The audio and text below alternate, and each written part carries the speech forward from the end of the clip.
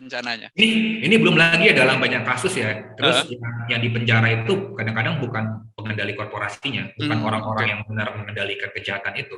Iya, iya, Istilah iya. manajernya yang sebenarnya dia cuma ngikutin apa kata Iya, atasan. iya, betul. Terus Oke, oke. korporasi cuma disuruh bayar 2 miliar, itu pun kayaknya hampir jarang ada sanksi yang maksimal 2 miliar gitu ya. Mhm. Berapa ratus juta misalnya. Ya kecil lah. Iya, betul, betul. Hai sahabat TCIG, kalian sedang mendengarkan podcast Suara Akademia. Ngobrol seru isu terkini bareng akademisi.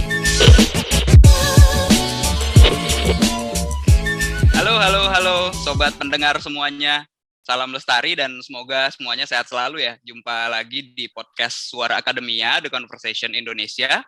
Ngobrol seru isu terkini bareng akademisi. Kali ini bersama saya, editor lingkungan The Conversation Indonesia, Robi Irfani Makoma.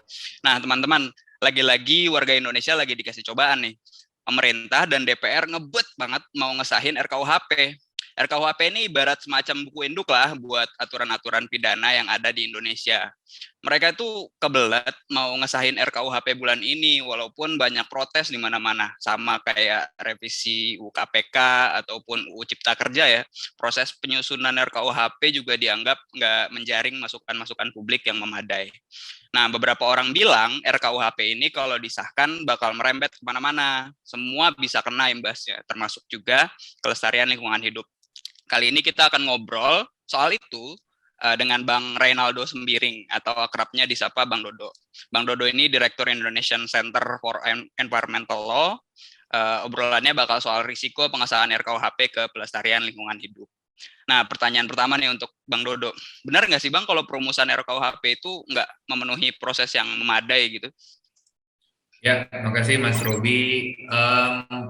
Sebenarnya kalau saya ngelihat mereka tidak cukup details untuk menjaring semua masukan dari berbagai macam pemangku kepentingan ya gitu. Dan yang kedua, menurut saya ya sebenarnya masih belum jelas alasan yang sangat ya maksudnya begini, alasan-alasan kenapa ada beberapa tindak pidana yang dimasukkan dalam RKUHP tapi ada beberapa yang tidak begitu ya.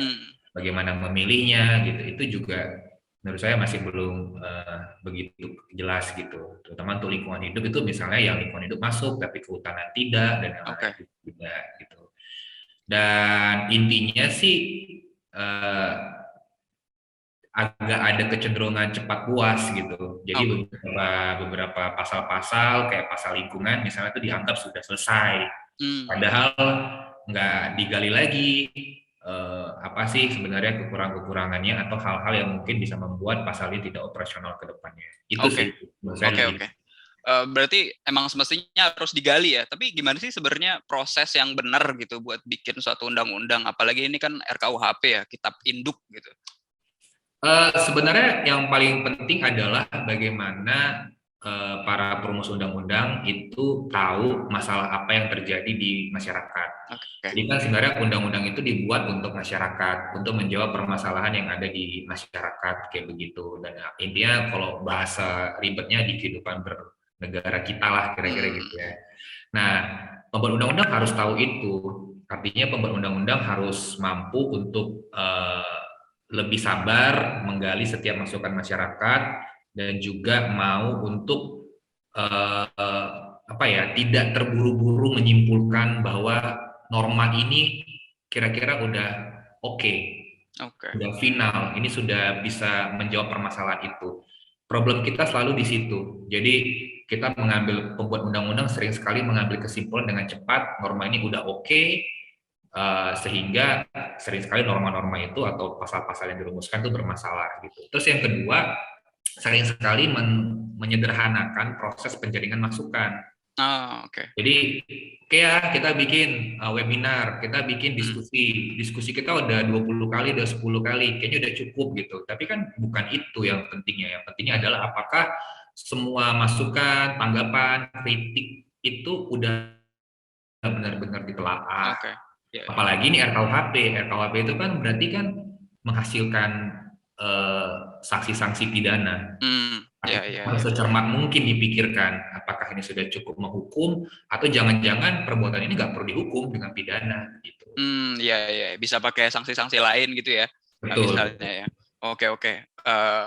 Jangan menyederhanakan persoalan dan jangan melihat kuantitatifnya gitu ya, jumlah partisipasinya ya, tapi sejauh mana partisipasi itu didengarkan sebenarnya. Nah, tapi dari Icel tuh sebenarnya dari Aicel itu gimana sih sebenarnya? Apa pernah diajak ngobrol sama pemerintah gitu soal ini atau DPR?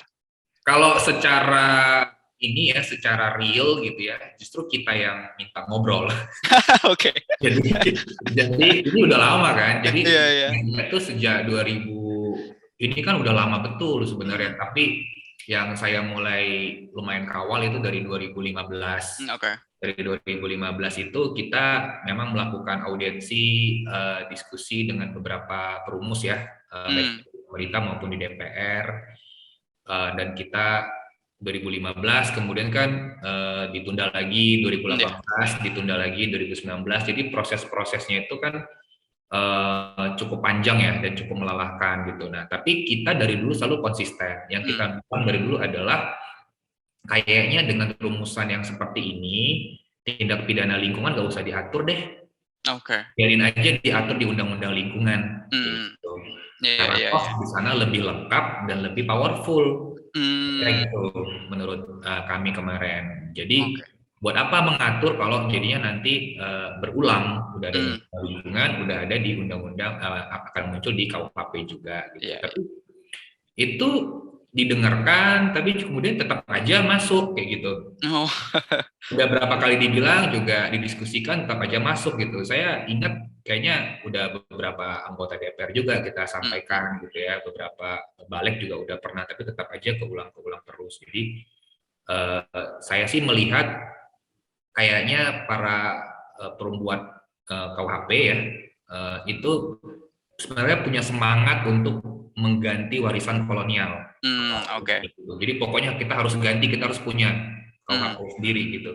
Tapi dilakukannya dengan tidak berhati-hati dan dengan tidak benar-benar masuk kepada partisipasi yang substantif gitu ya. Maksudnya partisipasi yang bermakna. Jadi dia kan mengatur tindak pidana di berbagai macam topik lah ya kira-kira. Banyak sekali kan, nggak mungkin semua pembuat undang-undang itu ngerti semuanya begitu. Nah, proses pendiskusi satu persatu itu yang dilewatkan. Iya. Padahal kalau mungkin diskusinya bermakna gitu ya, banyak partisipasi, itu pasti bakal lama banget ya. Tapi kan lebih bagus gitu ya. Maksudnya artinya kita juga jadi ada diskusi yang bisa diangkat ke publik gitu. Kenapa akhirnya pidana lingkungan perlu diatur, kenapa akhirnya misalnya dikeluarkan. Kayak dulu kan akhirnya korupsi kan dulu sempat mau dimasukkan, tapi akhirnya dikeluarkan. Betul. Nah, yang kayak begitu tuh menurut saya diskursus di publiknya nggak ada gitu. Jadi akhirnya cuman kalau seandainya pembuat undang-undang itu atau anggota DPR atau pemerintah dia lagi punya interest sama topik tertentu ya, misalnya dengan korupsi atau dengan pasal penghinaan ya dia akan bahas itu. Tapi kalau dia nggak interest kayaknya nggak terbahas. Tapi kan kita bikin undang-undang nggak boleh kayak gitu. Kalau memang akhirnya memilih topik-topik tertentu sebagai topik-topik penting, memilih isu-isu tertentu sebagai yang penting, ya mending kalau kayak kami ya pidana lingkungan nggak usah diatur gitu. Nggak ada kok pengaturannya dan kita nggak ada kekosongan hukum juga. Di pidana lingkungan ada urgent gitu ya. Ada di undang-undang yang ngapain lagi diatur kalau ternyata nanti menimbulkan berbagai macam masalah atau kemunduran. Iya, betul. Ya, emang banyak typo itu menunjukkan bahwa ada banyak pasal yang sebenarnya dilewatin. Nah ini menarik nih soal pendapat Mas Dodo gitu. Kalau misalnya udah ada kan semua aturan pidana gitu ya, ngapain diatur lagi gitu. Nah berkaitan sama ini kan sebenarnya ada draft yang 2019 kemarin gitu, terus ada yang muncul yang baru di 2022 ya, di bulan beberapa hari yang lalu muncul ya gitu ya. Itu ada perbedaan nggak sih Bang? Ada perbaikan nggak sih kalau menurut analisis singkatnya Bang Dodo? Kalau saya itu kan lihat dulu dari draft yang sebelum 2018, 2019 sama yang sekarang gitu ya. Kalau dari 2018 ke 2019 itu ada perubahan, tapi dari 2019 ke 2022 untuk pidana lingkungan ya itu nggak hampir setahu saya nggak ada perubahan sama sekali. Nah, tapi yang saya ingat 2019 dulu di dalam sidang di DPR itu mereka mengatakan bahwa pembahasan tentang pidana lingkungan udah selesai ya, nggak ada isu lagi gitu, jadi di-stop gitu. Jadi dianggap udah selesai gitu. Mereka menyisakan pasal-pasal tertentu yang sekarang lagi rame itu, misalnya terkait dengan unjuk rasa, penggunaan segala macam. Dianggap pasal-pasal lain udah selesai. Jadi sejak 2019 itu udah kayak disepakatin, ini udah final, nggak perlu lagi dibuka gitu. Nah, problemnya adalah ternyata ketika kita lihat draft 2019 dan tetap sama dengan 2022 gitu ya, itu justru masalahnya makin banyak kalau dibandingkan 2018. Waduh. Ini tuh malah, dan masalahnya fundamental sebenarnya. Apa sih Bang masalahnya Bang yang dilihat sama Aisal? Saya ini juga ya, saya nggak tahu apakah ini memang karena ketidaktahuan atau mungkin kelalaian gitu dari perumus undang-undang gitu. Cuman misalnya di pasal tindak pidana lingkungan, saya lupa pasal 400 berapa itu ya. Itu di ayat 1-nya disebutkan, kalau saya coba cek, itu kalau nggak salah di pasal 461 ya. Tapi dia disebutkan bahwa setiap perbuatan melawan hukum yang mengakibatkan pencemaran atau kerusakan, kira-kira gitu ya, itu dibuktikan dengan terlampauinya baku mutu atau dan kriteria baku. Jadi sederhananya kayak gini, sederhananya biar nggak pusing ya karena terlalu jelimet. Kalau di lingkungan itu, kalau kita mau membuktikan satu pencemaran air, gitu, pencemaran sungai gitu ya, atau pencemaran udara, itu indikatornya atau alat ukurnya itu kita sebut sebagai baku mutu. Jadi kalau baku mutunya terlampaui, standarnya terlampaui, tercemar gitu. Nah, kalau itu kan pencemaran, kalau kerusakan itu kalau kita sebutnya sebagai kriteria baku. Kalau kriteria bakunya atau standarnya itu terlampaui, berarti terjadi kerusakan. Nah, itu semua bisa dipidana, kira-kira gitu. Jadi tadi clear ya, pencemaran itu baku mutu padanannya, kerusakan itu kriteria baku gitu. Nah, sama si pembuat undang-undang KUHP ini yang draft pada 2022 itu pencemaran pembuktiannya ketika terlampauinya baku mutu dan kriteria baku. Campur jadinya. Jadi artinya kalau nanti polisi atau penyidik pegawai negeri sipil gitu ya, penyidik lah ingin membuktikan pencemaran, itu kan harusnya cukup aja dengan mengumpulkan sampel dan melihat bahwa ini sudah terlampaui baku mutu. Sekarang enggak, ngomongin pencemaran, dia harus buktikan terlampaui baku mutu, buktikan kriteria bakunya. Dan tapi kriteria baku ini kan padanan kerusakan, bukan padanan pencemaran. Jadi emang beda secara terminologi, akan dampaknya jauh banget ya? Akan membuat pidana pembuktian atas pidana itu akan jadi lebih hampir mustahil gitu, atau jadi lebih sulit gitu. Nah, maksud saya curiga ini sebenarnya salah ketik karena pasalnya itu begini kira-kira, baku mutu lingkungan hidup dan kriteria baku kerusakan. Harusnya baku mutu atau kriteria baku. Nah, kalau tadi dia pakai frasa atau gitu ya, dia pakai atau, ya itu udah cocok tuh. Pencemaran padanannya baku mutu, kriteria kerusakan padanannya kriteria baku. Jadi karena dia pakai kumulatif, jadi pakai kata-kata dan, jadinya untuk pencemaran pun harus dibuktikan. Dua-duanya harus dibuktikan gitu ya. Untuk kerusakan pun harus dibuktikan dua-duanya. Nah ini kan memang cuma masalah satu kata, tapi ini sudah melampaui kaidah-kaidah ilmu pengetahuan yang kita tahu sama ini. Membuat kalau kita mau melakukan penegakan hukum pidana akan lebih sulit. Itu baru satu aja, hanya karena masalah satu kata gitu. Mudah-mudahan typo ya. Mudah-mudahan typo, karena kalau nggak typo agak menggelikan gitu. Benar. Mudah-mudahan typo, dan mudah-mudahan pembuat undang-undang sadar untuk yang kayak gini tuh artinya udahlah, kita harus cukup berefleksi bahwa nggak boleh kita bilang semuanya sudah final, nggak perlu dibahas lagi gitu ya. Karena mungkin ada beberapa yang bisa jadi itu typo atau keliru, ya itu yang perlu diubah. Gitu. Itu baru satu ya. Nah, yang kedua, ini boleh lanjut ya? Boleh. Yang kedua itu sebenarnya terkait dengan sanksinya, ancaman sanksi. Oke. Nah, kalau di undang-undang lingkungan, mau itu undang-undang lingkungan yang bahkan sebenarnya di undang-undang cipta kerja juga nggak diubah gitu. Sanksinya itu dia pakai bisa sanksi penjara dan atau denda, kira-kira gitu. Nah, sekarang sanksinya itu dialternatifkan. Penjara atau denda gitu ya? Denda. Oh. Nah, saya dia lebih turun ya? Jadi sebenarnya begini, kalau untuk nanti tindak pidana dilakukan oleh korporasi, oleh perusahaan, memang benar sanksinya cukup denda. Tapi tindak pidana korporasi di kita itu yang dihukum itu nggak cuma si perusahaan, tapi juga pelaku fungsionalnya, kira-kira gitu. Pengurusnya gitu ya? Atau orang yang mengendalikan korporasi, misalnya dia kira-kira mengendalikan supaya terjadinya kebakaran hutan atau apa gitu. Nah, orang itu juga bisa diberikan sanksi pidana. Permasalahannya sanksi pidananya itu ancamannya denda atau penjara. Kalau undang-undang lingkungan itu bisa denda dan penjara. Permasalahannya ya orang lebih milih didenda. Iya. Atau gitu ya kira-kira, ini kita berandai-andai aja didenda. Lebih milih bayar ya. Dan dendanya itu cuma 2 miliar. Oke. Iya. Kita sama-sama tahu berapa sih keuntungan yang bisa didapatkan oleh kejahatan korporasi di sektor lingkungan dan sumber daya alam. Banyak itu, buka aja tuh kajian KPK, kajian macam-macam, itu angkanya ratusan miliar gitu. Bahkan sampai triliunan.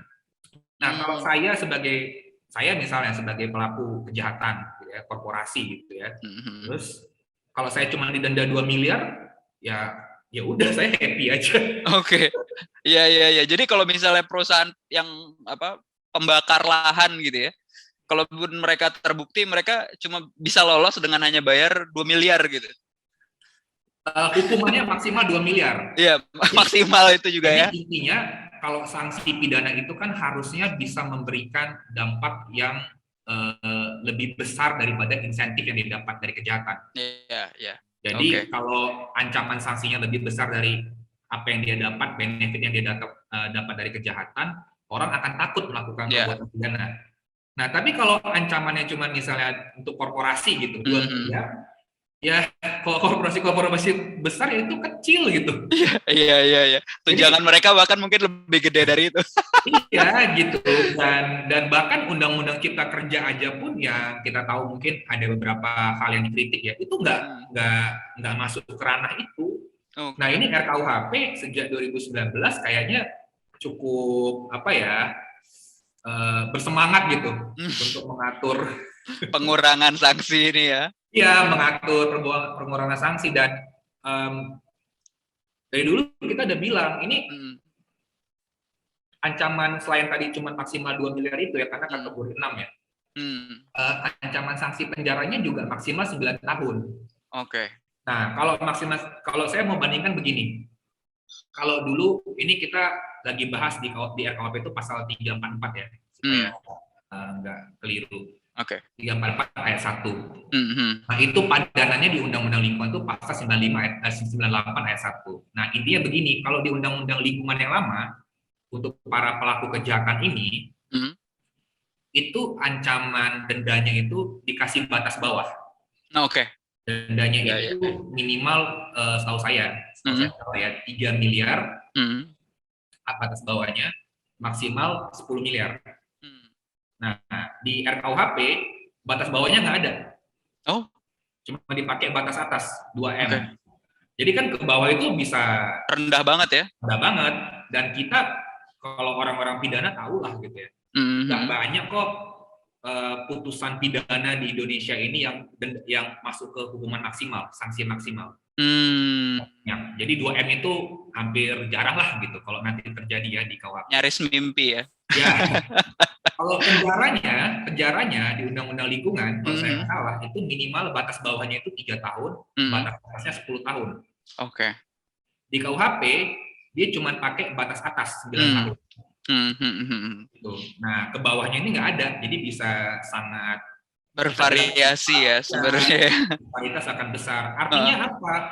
Rumusan yang kayak begini, kalau menurut saya, kesimpulannya, itu justru tidak memberikan disinsentif atau efek yang memberikan rasa takut bagi para pelaku kejahatan lingkungan. Oke. Justru bagi saya memberikan angin surga. Angin surga, mantap. Ya. Oh, ternyata ancaman kita nggak terlalu besar kok begitu ya, gitu ya. Ya, ini saya coba ini aja ya, berandai-andai bersimulasikan karena begitu gitu ya. Jadi ini udah pernah diklarifikasi nggak sih Bang? Maksudnya kok bisa gini sih gitu DPR, teman-teman ASL ataupun yang lain? Udah, tapi saya belum pernah mendengarkan jawaban yang konkret ya. Oke. Karena dulu itu ketika KUHP ini kan draft materi ini sebenarnya Mas ya.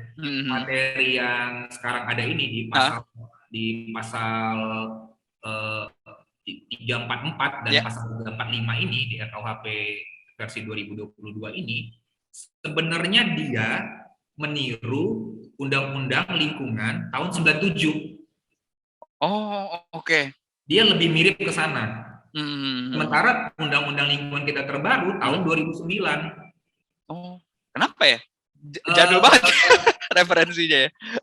Nah, ini juga saya agak kurang paham alasannya kayak gimana ya. Tapi bagi saya sejak awal perumusan itu udah keliru referensinya. Oke. Iya.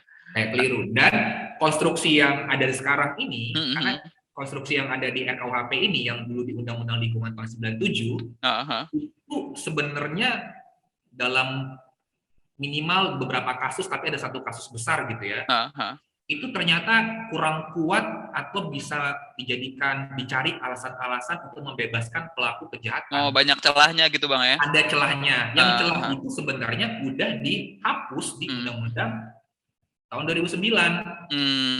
Tapi muncul di RKUHP lagi, jadi kan aneh ya. Iya. Ini celah yang tadi kita omongin sebelumnya atau ada? Ada lagi, ini namanya celahnya unsur melawan hukum. Oh, oke. Ada namanya singkatnya unsur melawan hukum. Unsur melawan hukum itu adanya di Undang-Undang Lingkungan yang lama.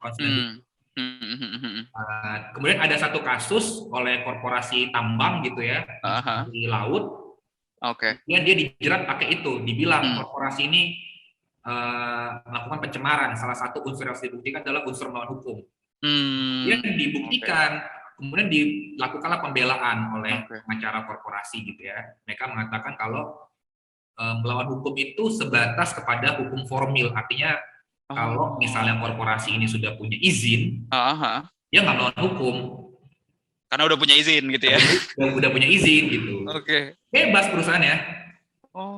Gitu kira-kira. Nah, sekarang mohon maaf, sekarang, sekitar 12 tahun kemudian, gitu ya, di Undang-Undang tahun 2009, Undang-Undang Lingkungan yang terakhir ya. Undang-Undang Lingkungan tahun 2009, unsur itu dikeluarkan, di drop out.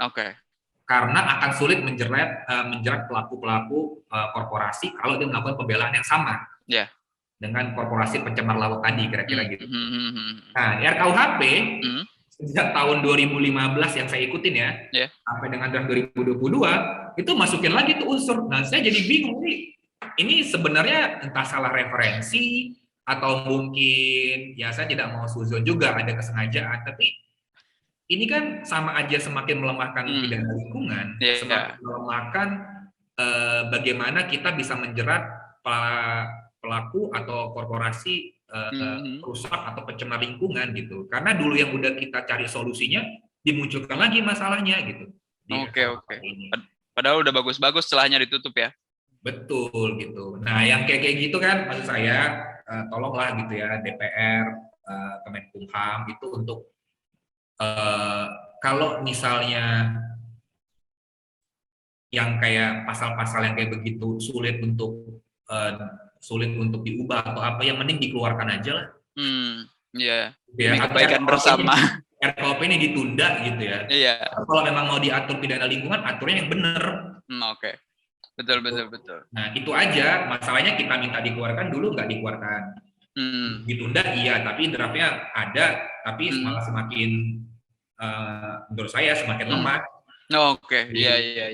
Tapi Bang, sorry, biasanya kan di undang-undang tuh ada naskah akademiknya kan. Jadi basis ilmiah kenapa bisa terbit pasal itu gitu. Itu ada nggak sih landasan akademis kenapa itu diubah gitu? Dari Aisal pernah obok-obok soal itu nggak? Sebenarnya saya pernah baca tapi tidak menemukan jawaban yang konkret. Oke. Jadi ada, menurut saya itu di naskah akademik itu mensimplifikasi aja bahwa dia perlu mengatur pidana ini dengan alasan cuma begitu aja.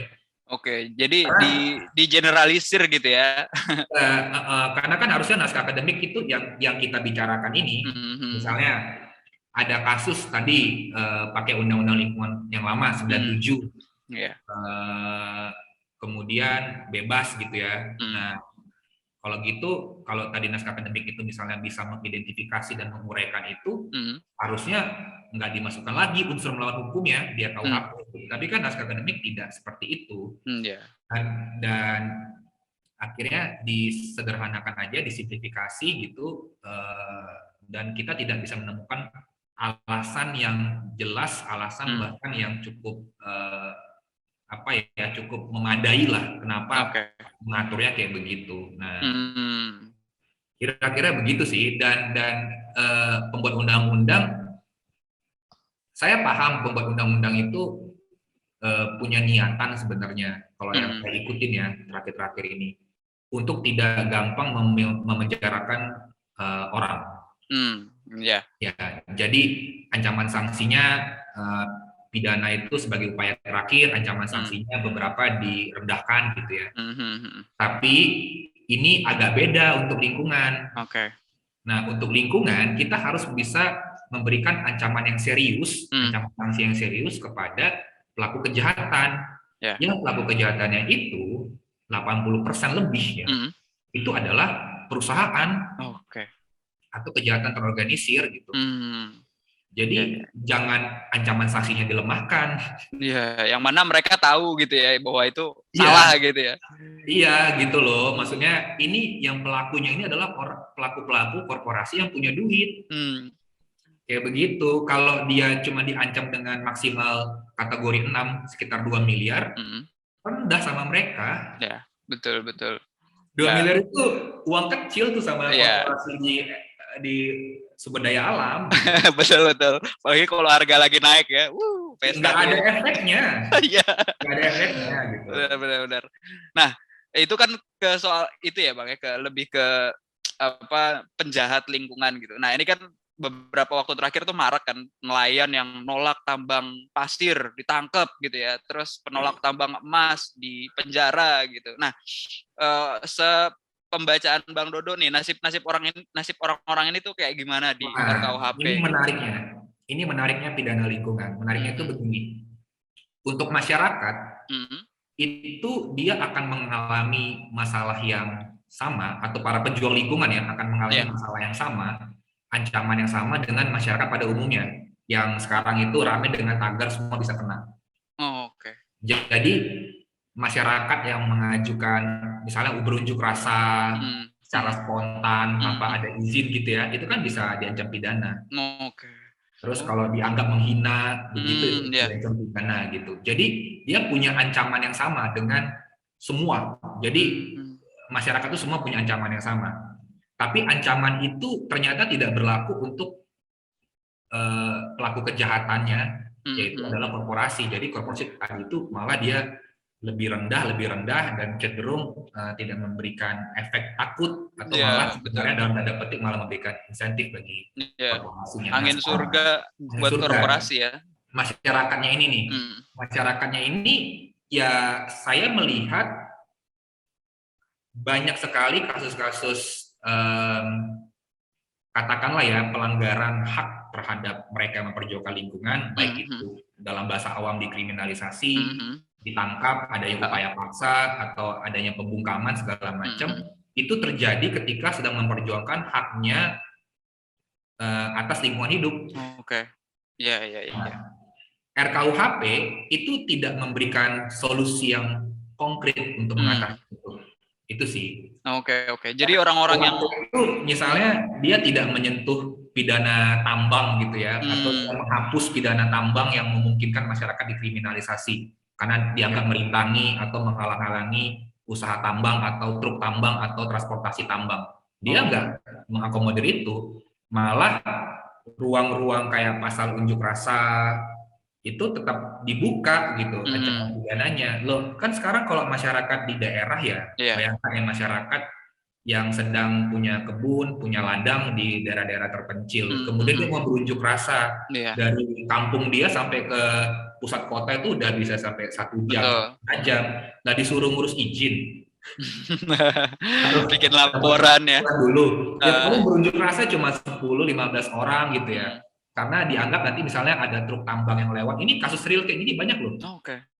Jadi di kampung dia itu dia sedang katakanlah ya mengusahakan ladangnya secara tradisional, tapi di sebelah itu ada tambang. Truk tambang lewat. Akhirnya ada debu masuk ke rumah-rumah dia. Atau mungkin karena ada aktivitas tambang mencemari sungai, akhirnya tambak ikan dia di sungai. Mati semua ikannya ya. Ya tercemar gitu ya. Nah kemudian dia melakukan protes gitu. Kampung dia jauh dari kantor bupati. Iya. Dari pusat pemerintahan gitu. Nah itu ini kan logika kota-kota ya. So, logika kampung di daerah-daerah remote belum lagi jalannya putus. Nah itu mereka menyampaikan aspirasi mereka itu butuh buat izin. Padahal itu kan haknya mereka kayak gitu. Dan yang mengerikannya bagi saya adalah kecenderungan kita para penegak hukum di Indonesia ada namanya semacam diskresi dalam penegakan hukum.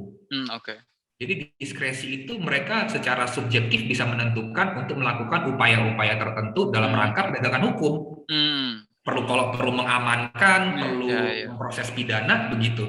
Harusnya kan diskresi untuk aparat penegak hukum ini diperkecil dalam konteks di lapangan ya. Diskresi itu muncul di kebijakan, bagusnya, di peraturan, bukan dikasih pagar gitu ya. Iya, pagarnya itu di aturan gitu. Nah, jangan semakin banyak diskresinya nanti diberikan di lapangan gitu. Kalau di lapangan itu kan kondisinya akan beda, subjektivitas akan sangat mempengaruhi pengambilan keputusan.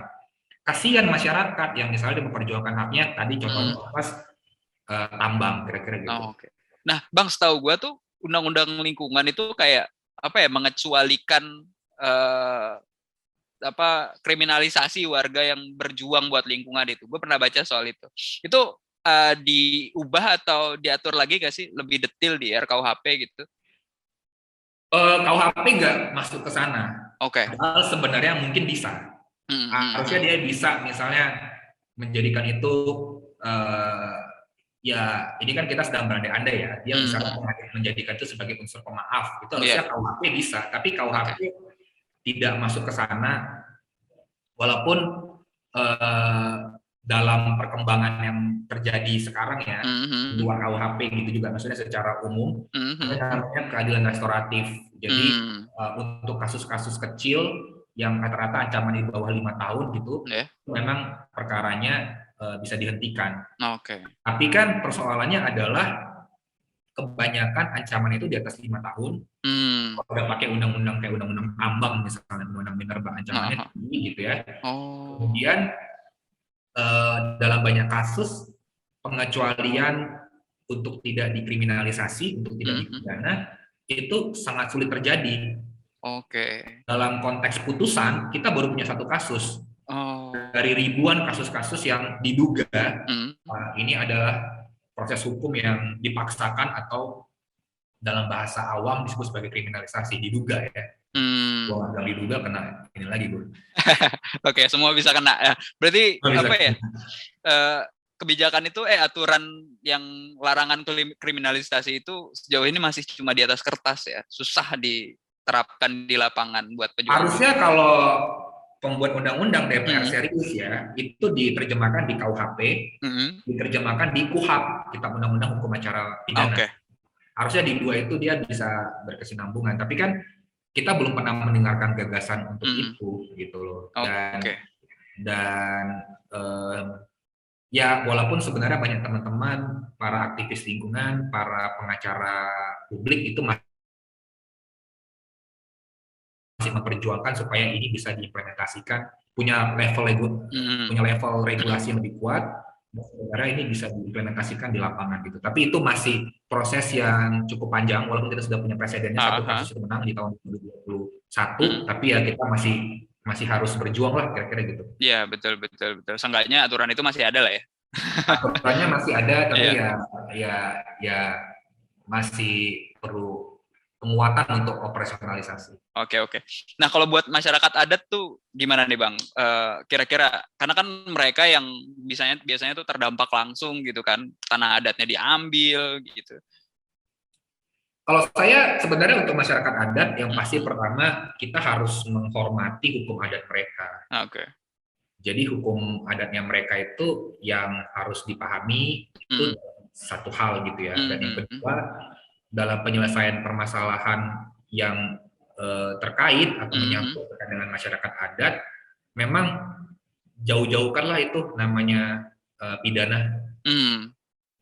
Harus ada upaya-upaya yang dia mencari konsensus tanpa mengurangi hak masyarakat adat. Karena menurut saya hak masyarakat adat itu hak yang terkait dengan alamnya. Iya, betul. Terkait dengan komunitas adat itu lebih luas daripada sekedar komunitas manusia, tapi juga terkait leluhurnya yang sekarang misalnya ada di ekosistem lain gitu. Betul. Di habitatnya begitu. Nah, itu yang harus disadari gitu, dan itu harus dihormati. Dan kalau misalnya ada persinggungan antara dengan hukum negara, kalau menurut saya jauh-jauhkanlah pidana dengan hukum nasional kita, dengan hukum negara kita, karena itu tidak akan menyelesaikan masalah, akan memperlucik masalah aja. Oke. Nah, gue juga baca di RKUHP itu mereka kayak mengakui semacam hukuman adat gitu. Apa namanya istilahnya living law ya, hukum yang hidup di masyarakat itu gitu. Nah, itu bisa nggak sih dijadiin senjata gitu dari masyarakat adat untuk menghukum perusahaan-perusahaan gitu? Ini gue bukan expert di adat law ya, tapi dari pengalaman banyak hukum adat yang berlaku yang ternyata bisa memberikan efek bagi kelestarian lingkungan. Termasuk kayak tadi, dia apakah bisa menghukum perusahaan, dia bisa gitu. Dari pengalaman gua aja itu sebenarnya ada beberapa yang pernah terjadi gitu. Nah, tapi lagi-lagi masyarakat adat itu tolong jangan disimplifikasi dengan emosional. Jadi seolah-olah kalau dia hanya diakui kalau udah diperdakan gitu. Kalau sudah punya legalitas hukumnya begitu ya. Sama aja bohong gitu ya. Ya, padahal hukum adat itu kan sesuatu yang mengalir, yang hidup dengan secara organik gitu ya. Yang ada di komunitas itu. Nah, hukum adat itu sesuatu yang sangat fungsional untuk bisa menjaga kelestarian lingkungan dan memberikan dampak bagi pelaku korporasi. Tapi sekarang PR-nya adalah apakah politik hukum kita itu mau ke arah sana atau tidak gitu. Kalau kita di KUHP sebenarnya sih kayaknya enggak kayak gitu ya. Semangatnya KUHP ini yang saya lihat dari bentuk undang-undang, satu yang penting kita punya KUHP baru. Yang tidak lagi masa lama, yang tidak lagi masa Belanda gitu ya. Yang kedua kita punya sistem baru gitu. Terus yang ketiga akan sebisa mungkin mencoba menjadikan pidana itu sebagai upaya-upaya yang paling akhir.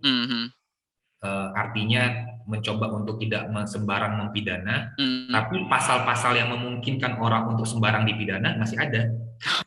Jadi saya nangkap para undang-undang itu pengennya, ayolah kita supaya tidak gampang mempidana orang.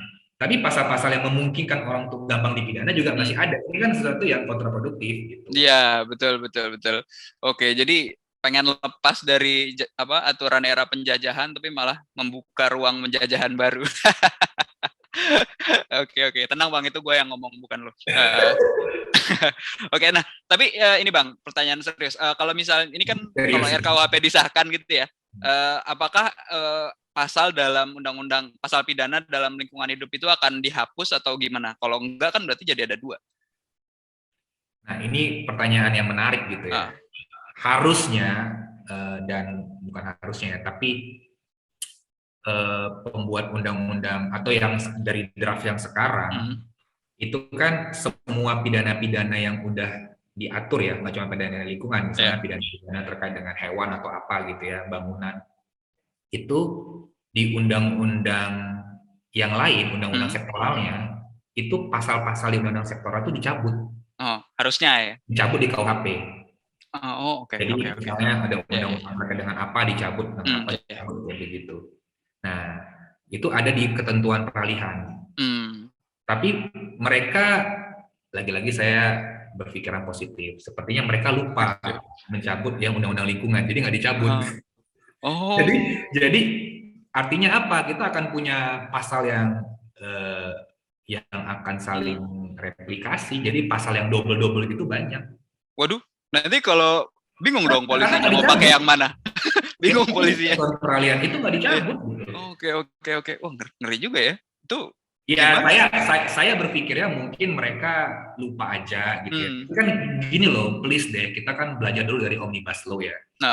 Undang-undang itu alasan hilaf dan lupa itu nggak layak. Iya, betul. Ya, buat sekelas pemerintahan DPR kita gitu mengatur sesuatu yang punya dampak kepada masyarakat gitu. Jadi kalau saya lagi-lagi saya masih berharap udahlah pidana lingkungan dikeluarkan aja.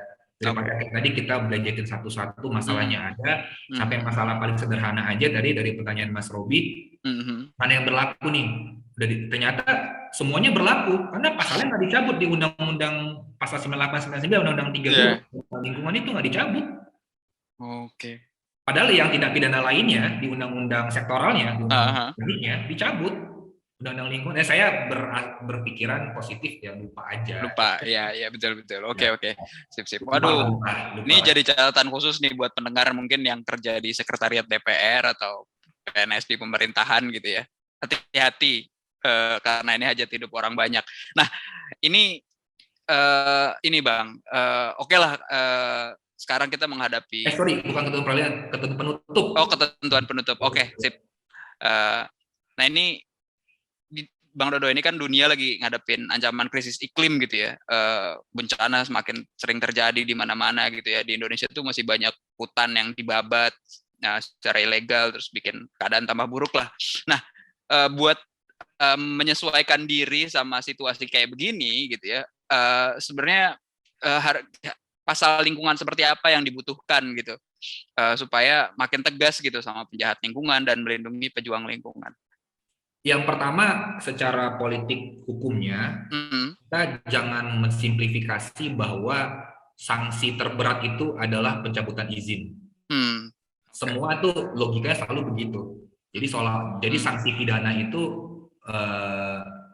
ingin dikesampingkan, ingin dibelakangkan, dan dikurangilah ancaman, kira-kira gitu ya. Soalnya simplifikasinya, ya udah kalau untuk korporasi, kalau izinnya dicabut, usahanya berhenti, dia ini dong tidak akan mendapatkan dampak yang sangat serius. Ya, itu yang merupakan ancaman terbesar atau ketakutan terbesar bagi korporasi. Itu benar di situnya. Tapi kenapa akhirnya korporasi dipidana? Ya karena perbuatan dia itu perbuatan tercela, dan kalau misalnya implikasinya ya, kalau satu orang atau korporasi ya dipidana gitu, itu sebenarnya memberikan pesan kepada publik bahwa negara tidak suka atau tidak sepakat dengan perbuatan dilakukan oleh korporasi itu. Makanya dia diidentifikasi sebagai pelaku kejahatan. Jadi statusnya itu sebagai pelaku kejahatan, kira-kira gitu. Nah, artinya pidana lingkungan pun dia harus berjalan berbarengan dengan pidana dengan sanksi-sanksi administratif dan sanksi-sanksi lainnya. Oke. Jadi politik hukum kita itu harus komplementari. Jangan memilih satu atau yang ini gitu ya. Seolah-olah disimplifikasi, pokoknya administrasi itu paling bagus.